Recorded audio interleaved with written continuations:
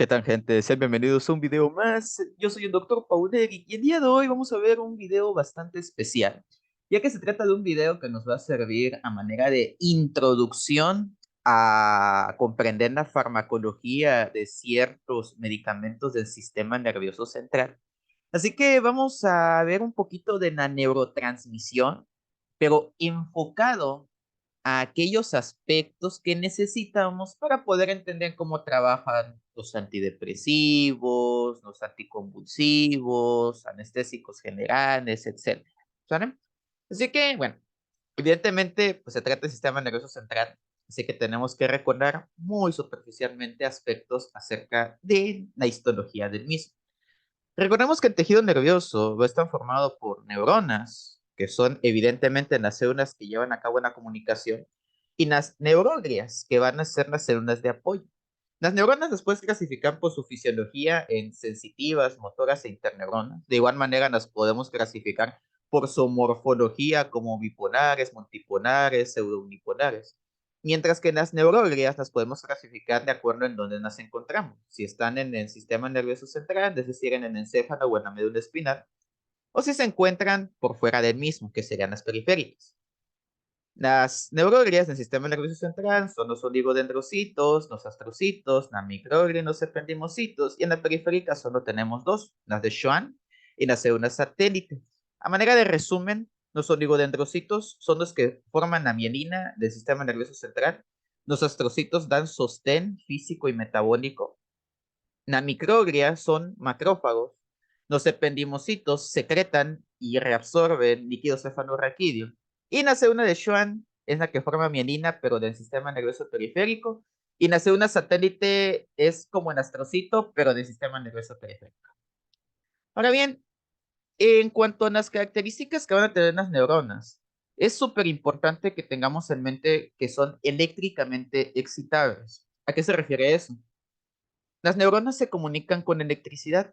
Esta electricidad, ¿de dónde va a venir? Ah, bueno, va a venir de la entrada de aquellos iones que tengan cargas positivas, es decir, los cationes, principalmente en caso de el sodio. Cuando una neurona se llena de iones positivos, genera electricidad en su interior y esta electricidad va a viajar a través de ella para poder mandar el impulso a un efector, ya sea otra neurona, ya sea una célula muscular o ya sea una célula secretora, como una glándula. Ahora bien, para poder hacer esto, evidentemente la neurona debe contar con muchos canales iónicos. También necesita de muchas proteínas de transporte, pero principalmente enfocadas a la neurotransmisión. Muchas proteínas de membrana que le permitan reconocer diversos estímulos.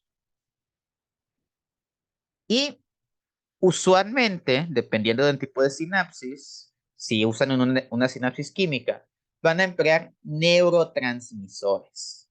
Estos neurotransmisores van a ser sustancias químicas que van a permitir que ese impulso, que esa carga eléctrica viaje de una neurona que está mandando un mensaje a un efector. Ahora bien, también debemos de tomar en cuenta en el aspecto farmacológico la existencia de la barrera hematoencefálica en la gran mayoría del sistema nervioso central.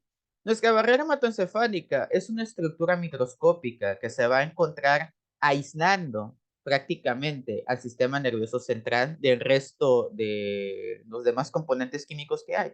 Es decir, no forzosamente en la misma composición de los nutrientes que hay en la sangre de todo el cuerpo va a encontrarse en la sangre del sistema nervioso central y es gracias a esta barrera.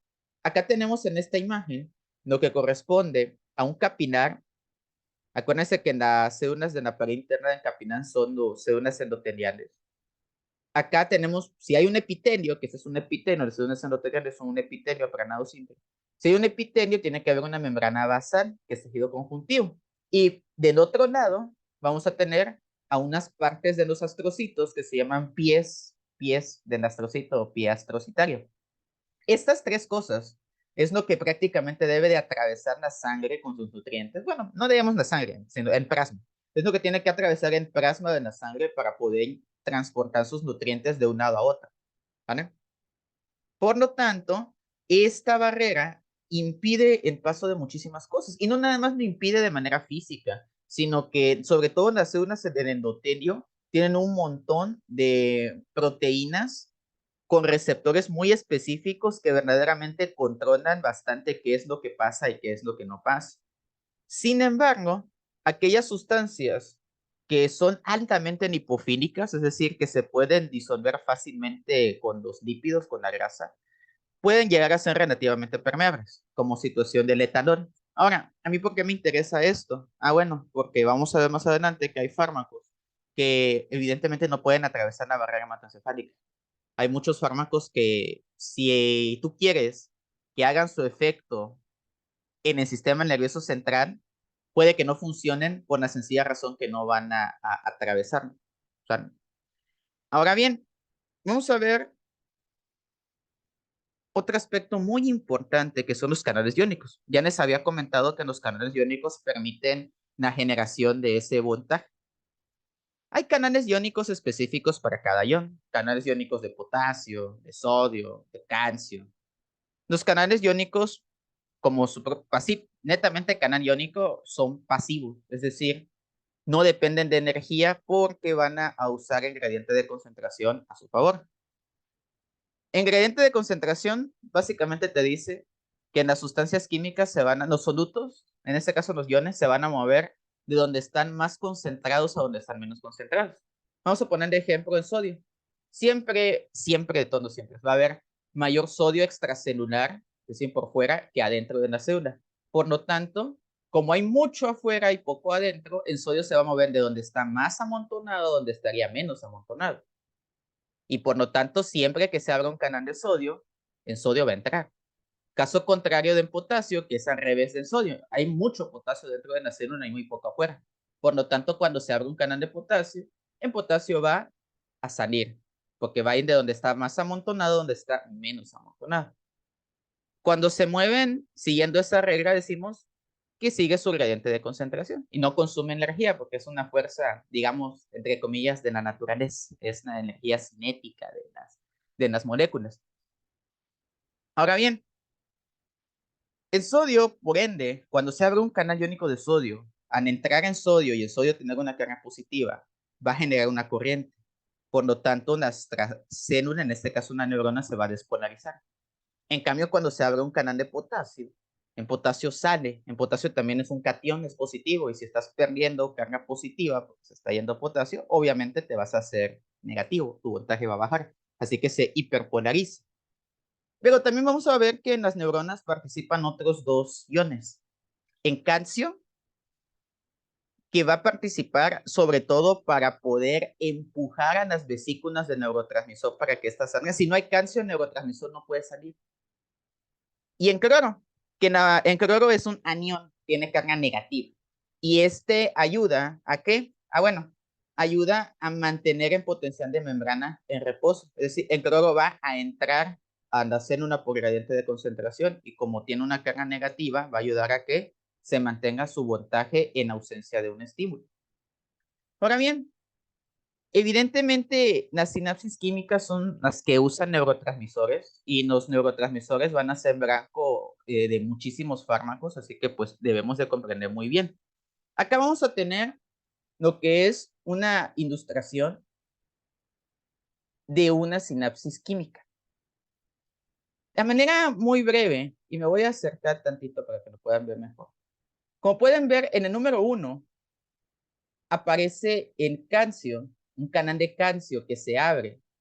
Evidentemente va a entrar en calcio. Y habíamos dicho que hacía el calcio. En calcio empuja vesículas del neurotransmisor. Este es el neurotransmisor, esa sustancia química.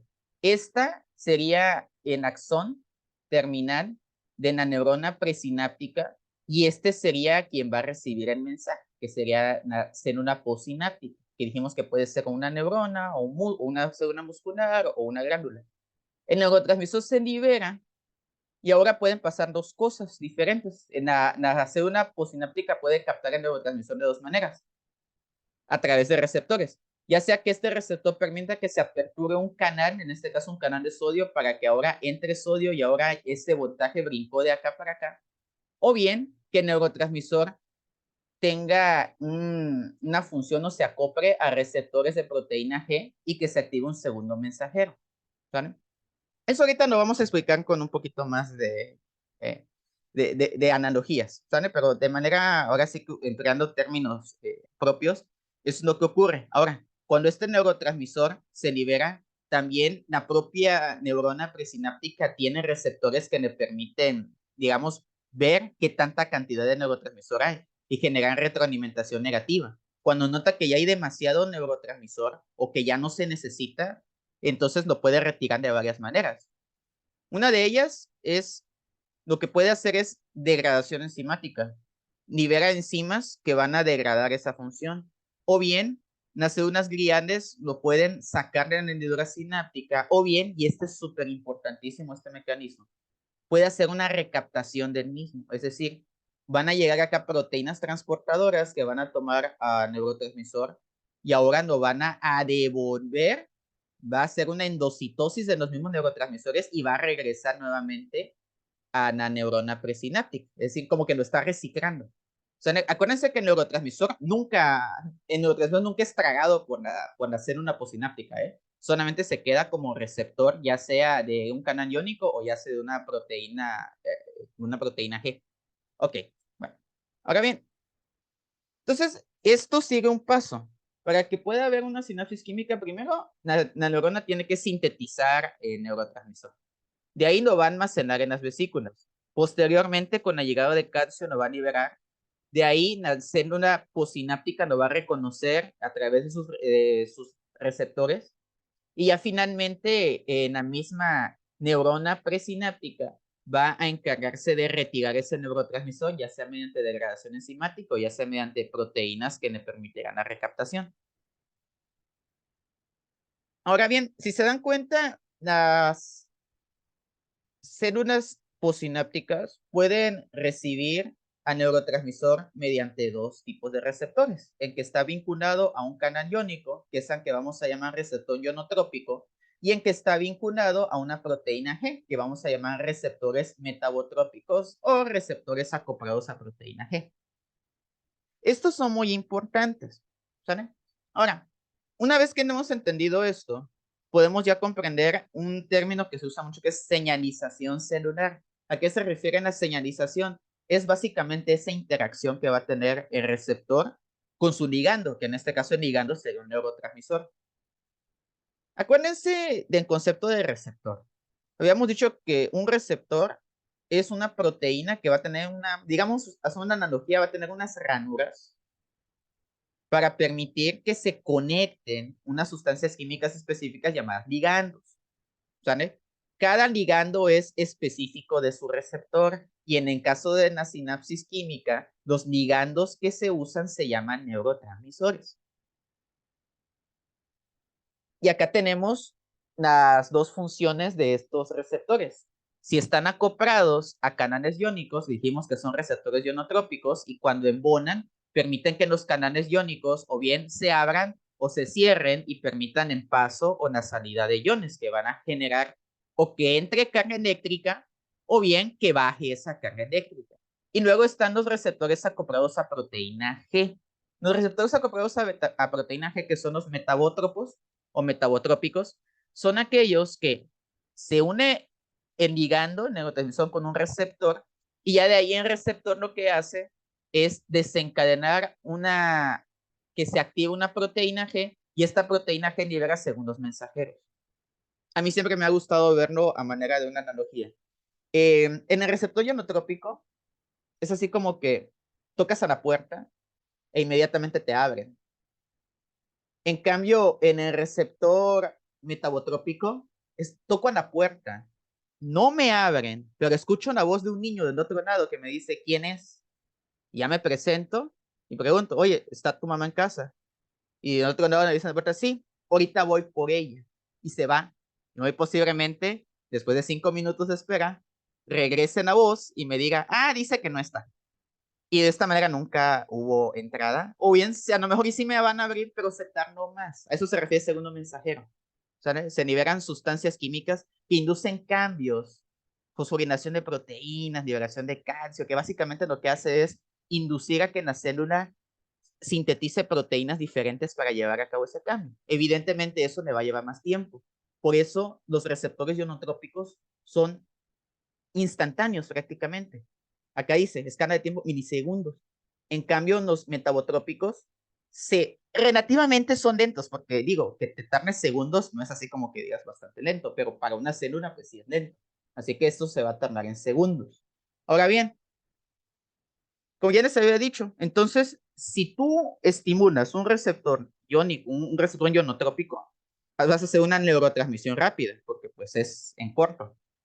En cambio, si yo hago una neurotransmisión a través de receptores de canales acoplados a proteínas G, que dijimos que son los metabotrópicos, va a ser, entre comillas, lento, porque ahora tienes que esperar a que ese segundo mensajero haga lo que tiene que hacer y obtener respuesta. Ahora bien, los receptores ionotrópicos, acá tenemos la imagen de uno, no son nada más puertas. A veces uno se los imagina así como que si fueran popotes incrustados en la membrana. Y es una buena analogía verlo así. Pero no nos olvidemos que son proteínas, proteínas enormes.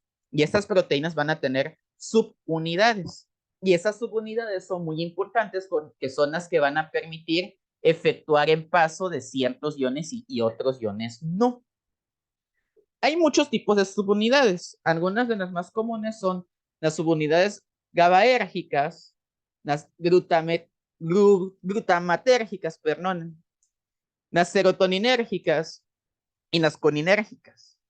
Cada una de estas subunidades va a tener un acoplamiento específico a algún tipo de neurotransmisor.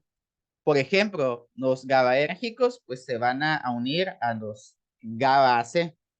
Los glutamatérgicos se van a unir a, no sé si lo digo, no, bueno, NMDA es N-metil de aspartato y en AMPA, que es ácido proponiónico, amino, alfa, hidroxi, 3 metil, 5 isoxazol 4, pero mejor le llamemos AMPA, ¿sale?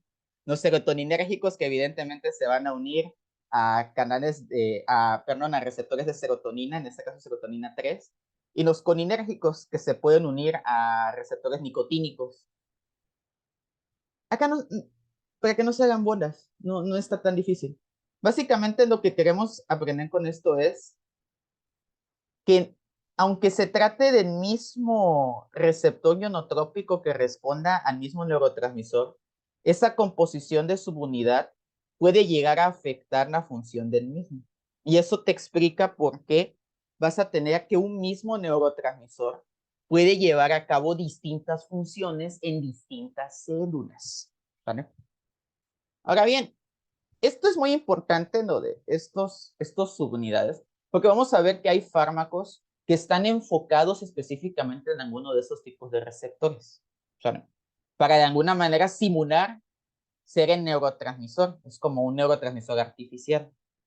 Ahora bien, y con los receptores metabotrópicos, lo que sucede, lo que les explicaba, acá está el receptor, el reposo, llega el ligando, llega en este caso el neurotransmisor y desencadena un cambio, una cascada, y vamos a tener que se activa nuestra proteína G y esta proteína G activa va a llevar a cabo algún cambio y listo. ¿Vale? Así sin tanta química, para que no se vayan a confundir. Estos receptores de proteínas G van a tener tres grandes familias. Una familia de la rodopsina, de los receptores de secretina glucagón y de glutamato sensor de calcio. Sin embargo, el más importante es el de la rodopsina. Entonces, acá están la gran mayoría de las aminas y por ende, pues con lo que más vamos a estar trabajando en fármacos. Así que, pues, por lo general, familia de receptores de proteína G, ha de ser la familia de la rodopsina. Ahora bien, así como es importante comprender de qué manera un neurotransmisor estimula a su célula posináptica, también es importante entender de qué manera este neurotransmisor va a dejar de estimularlo, porque pues, no toda la vida va a estar el neurotransmisor en hendidura. Así que Lo puede hacer mediante dos mecanismos, que ya no habíamos mencionado, pero lo profundizaremos un poquito más acá. Degradación enzimática. La degradación enzimática es básicamente que cuando está, en este, por ejemplo, acá tenemos de ejemplo una acetilcolina, ¿no? Esa es la neurona presináptica, esa es la que libera acetilcolina y esa es la posináptica. Entonces, cuando se liberan acetilcolina se adhiere, en este caso imaginemos que se tratara de una placa motora, se va a adherir a un receptor de acetilcolina. Y va a estar ahí en friega todo este rato, hasta que la neurona presináptica decida liberar acetilcolinesterasa. La acetilcolinesterasa es una enzima que degrada a la acetilcolina en colina y acetato. Y de esta manera, pues ya, se degradó la acetilcolina, perdió su forma química, ya no es reconocida, y por lo tanto su estímulo se inactivó por una reacción enzimática. Ahora, en otro mecanismo, y que es de particular interés para muchos medicamentos antidepresivos, es el de la recaptación. ¿Qué sucede acá? Bueno, vamos a tener este ejemplo. Acá tenemos serotonina. Se produce serotonina. Acá están los receptores 5-HT para serotonina de la célula posináptica. Y cuando la serotonina ya no es necesaria, va a llegar una proteína transportadora que se va a llamar CERT. En cada proteína transportadora es específica de un neurotransmisor. En este ejemplo, la de la serotonina es NACER, ¿sale? SRT. Ahora, ¿qué empieza a hacer esta? Empieza a extraer la serotonina así entera de la hendidura sináptica y la regresa nuevamente mediante endocitosis al interior de la neurona presináptica. Y de esta manera la reciclo, ¿sale? Hay medicamentos, por ejemplo, los inhibidores selectivos de recaptación de serotonina, que como su nombre lo dice, bloquean este canal. ¿Y para qué quiero bloquear yo este canal? Fácil, porque lo que yo quiero es que la serotonina se quede acá un buen rato. Y de esta manera que tiene ese mecanismo de acción de medicamentos como la fluoxetina, la sertralina, la paroxetina. ¿Sale? Entonces, básicamente eso es una recaptación, está reciclando el neurotransmisor, pero para poderlo reciclar forzosamente ocupa una proteína transportadora específica. Algunas veces la célula glial es la que termina recaptando el neurotransmisor, pero eso por el momento no es relevante. Acá tenemos esta tablita donde les puse el nombre de las proteínas transportadoras específicas y el neurotransmisor que retiran. Por ejemplo, la que se abrevia NET es para noradrenalina. La SER, que es la que les acabo de mencionar, es la que recapta serotonina. La LAT es la que recapta dopamina. Y la EAAT4A5 es la que recapta glutamato. Y listo. De esta manera llegamos al final de estos conceptos básicos para poder comprender a los fármacos que actúan sobre el sistema nervioso central. Todavía me hace falta otro video que es el de los aminoácidos. Miento, de los neurotransmisores centrales, casi todos son aminoácidos. De los neurotransmisores centrales. Pero eso lo vamos a ver más adelante, ¿sale? Entonces, de momento, espero que les haya gustado este video, que me hayan entendido y nos vemos en el siguiente. Hasta la próxima.